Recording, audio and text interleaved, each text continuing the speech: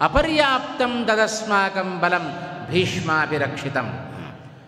ತತ್ ಅಂದರೆ ಆ ಪರರ ಸೈನ್ಯ ಏನಿದೆ, ಆ ಪರರ ಸೈನ್ಯ ನಮ್ಮ ಸೈನ್ಯವನ್ನು ಸೋಲಿಸಲಿಕ್ಕೆ, ಭೀಷ್ಮಾಚಾರ್ಯರಿಂದ ರಕ್ಷಿಸವಾದ ನಮ್ಮ ಸೈನ್ಯವನ್ನು ಸೋಲಿಸಲಿಕ್ಕೆ ಅಪರ್ಯಾಪ್ತಂ ಸಮರ್ಥವಾಗಿಲ್ಲ.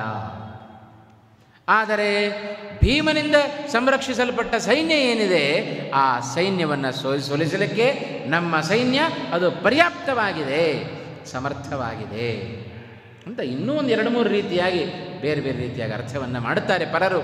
ಆದರೆ ಇದು ಯಾವುದು ಸಮಂಜಸ ಅಲ್ಲ. ಯಾಕೆ ಸಮಂಜಸ ಅಲ್ಲ? ಮುಂದಿನ ವಾಕ್ಯಗಳಿಗೆ ಹೋಲಿಸಿದರೆ ಇವರು ಮಾಡುವ ಅರ್ಥಕ್ಕೂ ಮುಂದಿನ ವಾಕ್ಯಗಳಿಗೂ ಪರಸ್ಪರ ಹೊಂದಾಣಿಕೆ ಆಗೋದಿಲ್ಲ ಅಂತ. ಅದಕ್ಕೇನು ಮಾಡಬೇಕು?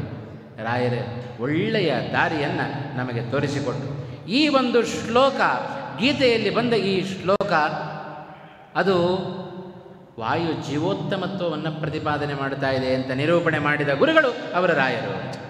ಇದು ದೊಡ್ಡ ಕಾರುಣ್ಯ, ಇದು ರಾಯರ ಕಾರುಣ್ಯ. ಯಾಕೆ ಎಂದರೆ ನಮಗೆ ಮೋಕ್ಷ ಪ್ರಾಪ್ತಿ ಆಗಬೇಕು ಅಂದರೆ ಉಸಿರಿನಂತಾಗಬೇಕು ಹರಿ ಸರ್ವೋತ್ತಮತ್ವ ಮತ್ತು ವಾಯು ಜೀವೋತ್ತಮತ್ವ. ಶ್ರೀಮದ್ ಆಚಾರ್ಯರ ಮಾತುಗಳಲ್ಲಿ ಪ್ರತಿಯೊಂದು ಅಕ್ಷರಗಳಲ್ಲಿಯೂ ಹರಿ ಸರ್ವೋತ್ತಮತ್ವ ವಾಯು ಜೀವೋತ್ತಮತ್ವ ಅಡಗಿದೆ. ಅದನ್ನು ಎತ್ತಿ ಹಿಡಿದ ಗುರುಗಳು ಅವರು ರಾಯರು ಅಂತ. ಅವರು ರಾಯರ ಅರ್ಥವನ್ನು ಬರೀತಾರೆ. ಮುಂದಿನ ವಾಕ್ಯಗಳಿಗೆ, ಗೀತಾವಾಕ್ಯಗಳಿಗೆ ಸರಿಯಾಗಿ ಹೊಂದಾಣಿಕೆ ಆಗುವಂತೆ ಅರ್ಥವನ್ನು ಮಾಡಬೇಕು ಅಂತಾದರೆ ನೋಡ್ರಿ, ದುರ್ಯೋಧನನ ಅಭಿಪ್ರಾಯ ಅಪರ್ಯಾಪ್ತಂ ಅಸ್ಮಾಕಂ ಬಲಂ ಭೀಷ್ಮಾಭಿರಕ್ಷಿತಂ. ಇದಕ್ಕೆ ನೈಜವಾದ ವ್ಯಾಸರಿಗೆ ಅಭಿಪ್ರೇತವಾದ ಅರ್ಥ ಯಾವುದು ಅನ್ನೋದನ್ನು ರಾಯರು ಸ್ಪಷ್ಟವಾಗಿ ತಿಳಿಸಿಕೊಡ್ತಾರೆ. ಇಲ್ಲಿ ದುರ್ಯೋಧನ ಉಲ್ಲೇಖ ಮಾಡುವಾಗ ಪರ್ಯಾಪ್ತಂ ತ್ವಿದಮೇ ತೇಷಾಂ ಬಲಂ ಭೀಮಾಭಿರಕ್ಷಿತಂ ಅಂತಂದ. ಇದು ವಾಯುದೇವರ ಜೀವೋತ್ತಮತ್ವವನ್ನು ಸಾರುವ ಶ್ಲೋಕ ಇದು. ಇಲ್ಲದೆ ಹೋದರೆ ನೋಡ್ರಿ, ದುರ್ಯೋಧನನ ಬಾಯಿಯಲ್ಲಿ ಯಾಕೆ ಈ ಮಾತು ಬಂತು?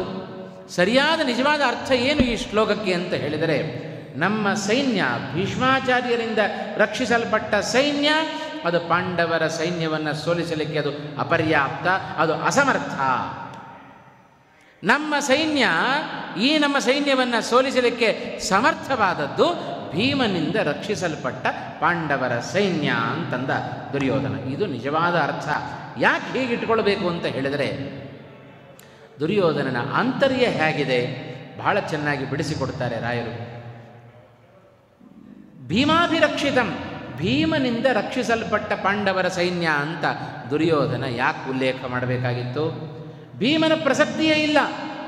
ಯಾಕೆಂದರೆ ಒಂದೊಂದಾಗಿ ನಾವು ವಿಚಾರವನ್ನು ಮಾಡ್ತಾ ಹೋದರೆ, ಈ ದುರ್ಯೋಧನನ ಸೈನ್ಯಕ್ಕೆ ಸೇನಾಧಿಪತಿಗಳಾದವರು ಹಿರಿಯರಾದ ಭೀಷ್ಮಾಚಾರ್ಯರು. ಪಾಂಡವರ ಸೈನ್ಯಕ್ಕೆ ಸೇನಾಧಿಪತಿ ಈ ವೃದ್ಧರಿಗೆ ಸಮಾನನಾದ ಭೀಮಸೇನನಲ್ಲ. ಹಾಗೇನಾದರೂ ಅವನೂ ಸೇನಾಧಿಪತಿ ಅಂತಾಗಿದ್ದರೆ ಅವನನ್ನು ಉಲ್ಲೇಖ ಮಾಡಬೇಕಾಗಿತ್ತು. ಆ ದೃಷ್ಟಿಯಿಂದಲೂ ಭೀಮನನ್ನು ಹೇಳುವ ಔಚಿತ್ಯ ನಮಗೆ ಕಾಣಿಸ್ತಾ ಇಲ್ಲ.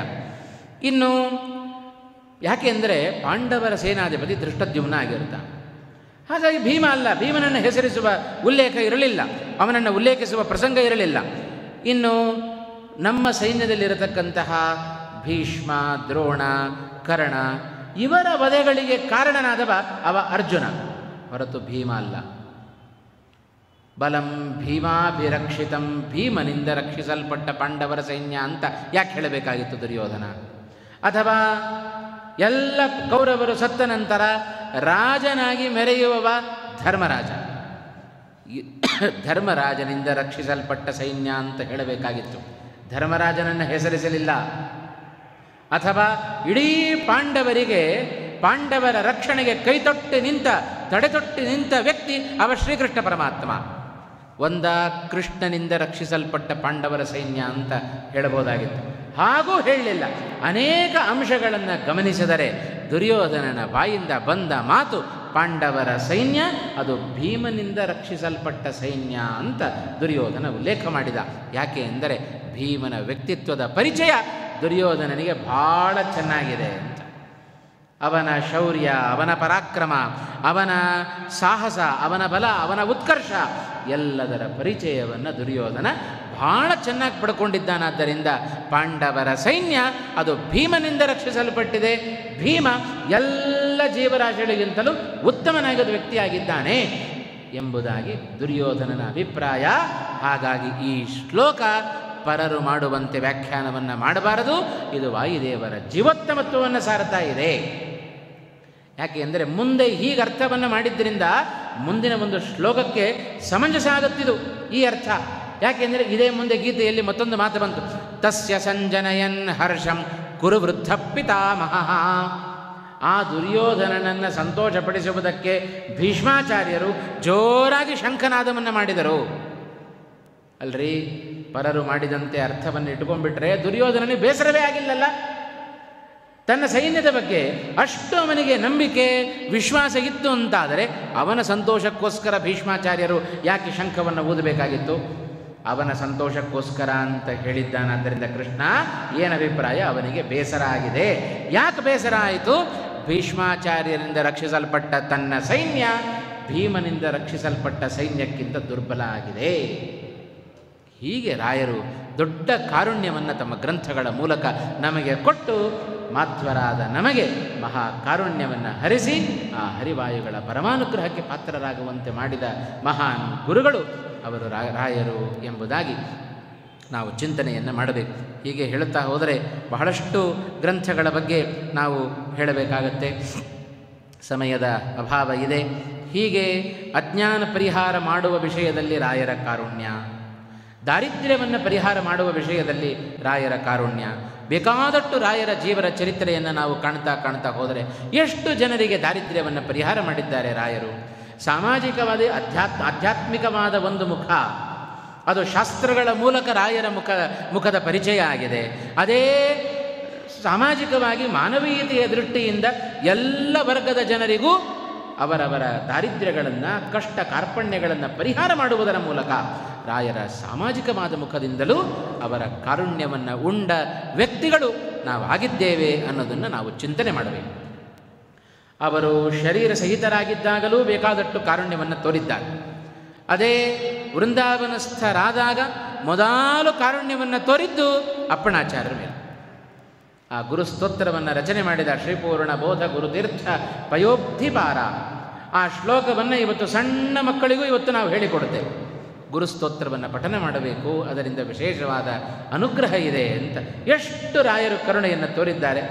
ತಮ್ಮ ವಿದ್ಯಾ ಶಿಷ್ಯರಾದ ಜೊತೆಯಲ್ಲಿ ಪಾಠವನ್ನು ಕೇಳಿ ರಾಯರ ಪರಮ ಪ್ರೀತಿಗೆ ಪಾತ್ರರಾದ ಗುರುಗಳು ಅವರು ಅಪ್ಪಣಾಚಾರ್ಯರು, ಉತ್ತಮರಾದ ವ್ಯಕ್ತಿಗಳು.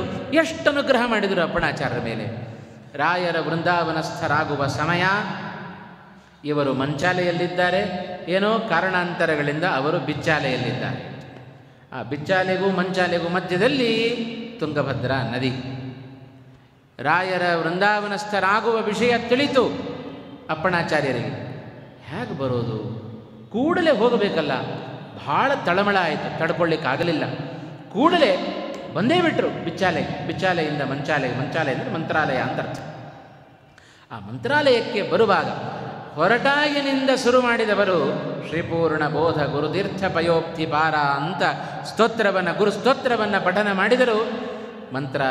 ಮಂಚಾಲೆಗೆ ಬಂದು ಇನ್ನೇನು ಕಡೇ ಕ್ಷಣದಲ್ಲಿ ರಾಯರನ್ನು ಮಾತನಾಡಿಸಿಬಿಡೋಣ, ಅವರ ಧ್ವನಿಯನ್ನು ಕೇಳೋಣ, ಅವರ ಮೂಲಕ 4 ಮಾತುಗಳನ್ನು ಕೇಳೋಣ ಅಂತ ಓಡೋಡಿ ಬಂದರು.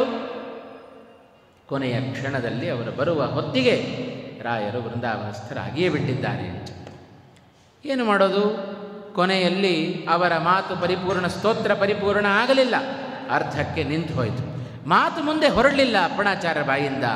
ಒಳಗಡೆ ಕುಳಿತ ರಾಯರು ಸಾಕ್ಷಿ ಹಯಾಸ್ಯೋತ್ರಹಿ ಅಂತ ಇವರು ಪೂರ್ಣವಾಗಿ ಮಾಡದೆ ಬಿಟ್ಟ ಶ್ಲೋಕವನ್ನು ರಾಯರು 3 ಪದಗಳನ್ನು ಹಾಕಿ ಆ ಸ್ತೋತ್ರವನ್ನು ಪೂರ್ಣ ಮಾಡಿ ದೊಡ್ಡ ಒಂದು ಬೀಗ ಮುದ್ರೆಯನ್ನು ಒತ್ತಿಕೊಟ್ಟವರು ಗುರುಗಳು ಅಂತ. ಇವತ್ತು ನೋಡ್ರಿ, ಆ ಗುರುಸ್ತೋತ್ರವನ್ನು ಪಠನ ಮಾಡದ ವ್ಯಕ್ತಿಗಳು ಯಾರಿದ್ದಾರೆ? ಗೃಹಸ್ಥರಾದ ಅಪ್ಪಣಾಚಾರ್ಯರು ರಚನೆ ಮಾಡಿದ ಸ್ತೋತ್ರವನ್ನು ಇವತ್ತು ದೊಡ್ಡ ದೊಡ್ಡ ಯತಿಗಳೂ ತಮ್ಮ ಬಾಯಿಯಲ್ಲಿ ಇವತ್ತು ಆ ಸ್ತೋತ್ರವನ್ನು ಹೇಳ್ತಾ ಇದ್ದಾರೆ ಅಂತ ಹೇಳಿದರೆ ಅಷ್ಟು ಮಹತ್ವ ಬರಲಿಕ್ಕೆ ಕಾರಣ ಅದು ರಾಘವೇಂದ್ರ ತೀರ್ಥರ ಕಾರುಣ್ಯ.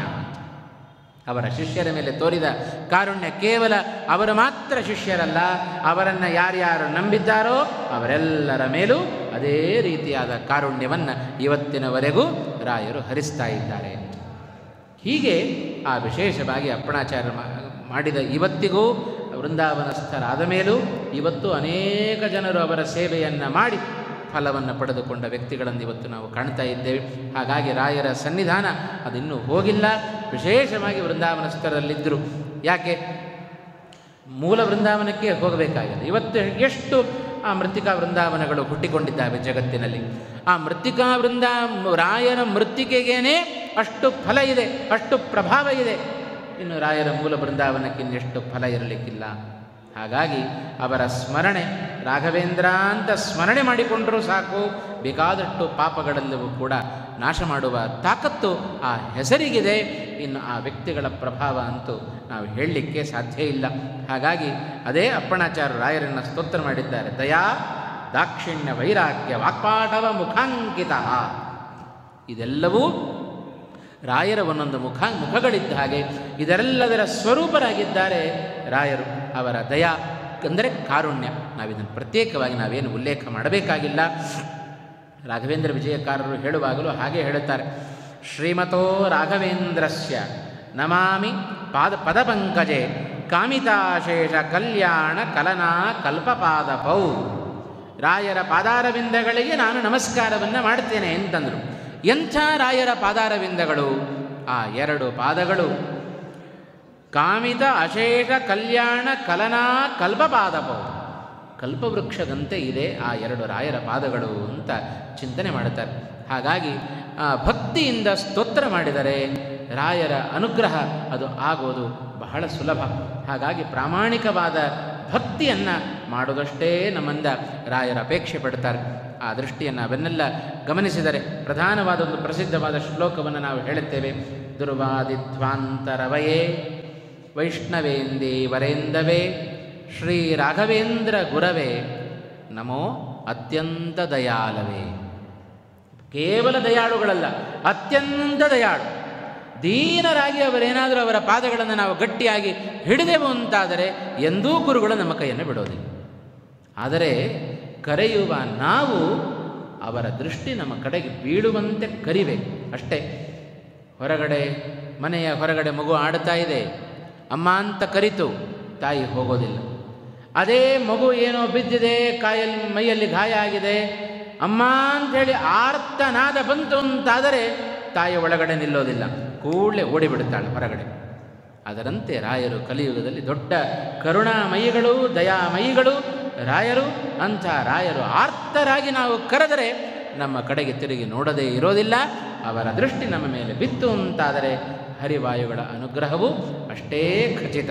ಆ ದೃಷ್ಟಿಯಿಂದ ರಾಯರ ಕಾರುಣ್ಯವನ್ನು ನಾವು ಎಷ್ಟು ಚಿಂತನೆ ಮಾಡಿದರೂ ಅದು ಸಾಲದು.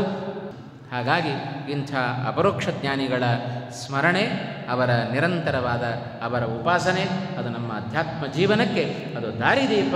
ಹಾಗಾಗಿ ಆ ದೀಪವನ್ನು ಇಟ್ಟುಕೊಂಡು ನಾವು ಅಧ್ಯಾತ್ಮ ಮಾರ್ಗದಲ್ಲಿ ಸಾಗಿದರೆ ಅದು ವಿಶೇಷವಾದ ಹರಿಗುರುಗಳ ಅನುಗ್ರಹಕ್ಕೆ ಅದು ಕಾರಣ ಎಂಬುದಾಗಿ ಇವತ್ತಿನ ಈ ಜ್ಞಾನ ಕಾರ್ಯವನ್ನು ಭಗವಂತ ನಮ್ಮ ಮೂಲಕ ನಡೆಸಿಕೊಟ್ಟಿದ್ದಾನೆ. ಪರಮ ಪೂಜ್ಯ ವಿದ್ಯಾಗುರುಗಳಾದ ಪೇಜಾವರ ಶ್ರೀಪಾದಂಗಳವರ ಅಂತರ್ಯಾಮಿಯಾದ ರಾಘವೇಂದ್ರ ತೀರ್ಥರು ಅವರ ಅಂತರ್ಯಾಮಿಯಾದ ಹರಿಗುರುಗಳಿಗೆ ನಮನಗಳನ್ನು ಸಲ್ಲಿಸಿ ಈ ಉಪನ್ಯಾಸವನ್ನು ಇಲ್ಲಿಗೆ ಮುಕ್ತಾಯ ಮಾಡ್ತಾ ಇದ್ದೇನೆ. ಎಲ್ಲ ಶ್ರೋತೃಗಳಿಗೂ ರಾಯರ ಅನುಗ್ರಹ ಆಗಲಿ ಎಂಬುದಾಗಿ ಪ್ರಾರ್ಥನೆಯನ್ನು ಮಾಡುತ್ತಾ ಶ್ರೀಕೃಷ್ಣಾರ್ಪಣಮಸ್ತು.